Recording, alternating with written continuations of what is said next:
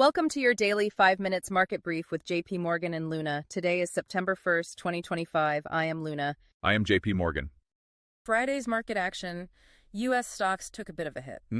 S&P down about, 0.6%. NASDAQ a bit more, like 1.1%. Right.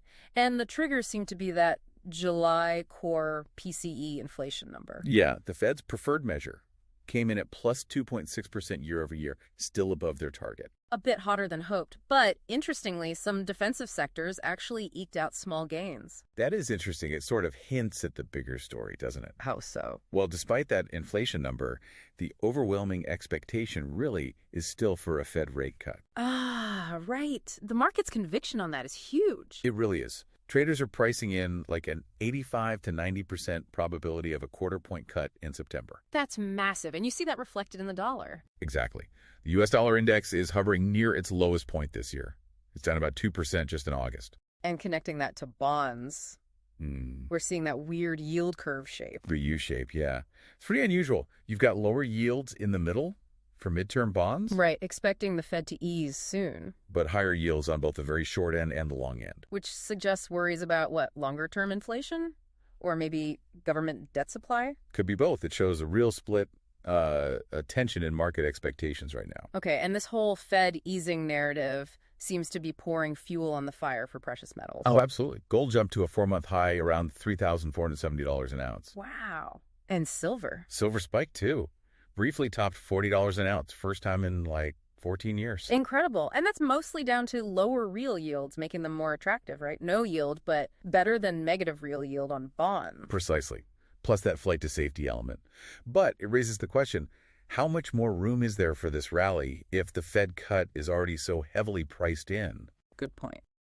Now, shifting gears a bit, globally, we saw some surprising data points. Yeah, definitely. China's manufacturing PMI, for instance. Came in stronger than expected. Yeah, 50.5. That's its fastest growth in 5 months. A positive sign out of China. And Japan, too. Something about capital expenditure. Right. Q2 CapEx surged 7.6% year over year. Way ahead of forecasts. Suggests Japanese companies are feeling pretty confident in investing. Okay, so some pockets of strength globally. And what about central bank actions elsewhere? We saw Bank Indonesia step in pretty decisively to defend the rupiah. Ah, stabilizing their currency. Exactly. That helps calm nerves in broader emerging markets, kind of contains any contagion fears, shows commitment. Got it. And back in the U.S., a couple of big macro things are stirring the pot. Yeah, first, that federal appeals court ruling on the Trump tariffs. Declaring most of them illegal. That sounds huge. It is, potentially. Now, it's likely to be appealed, of course, but it injects a lot of uncertainty, especially for industries relying on imports. Think supply chains. Right, long-term planning just got trickier. And the other thing, Fed independence concerns. Resurfaced after a Fed governor was dismissed. It just adds what economists call a policy risk premium to the U.S. outlook.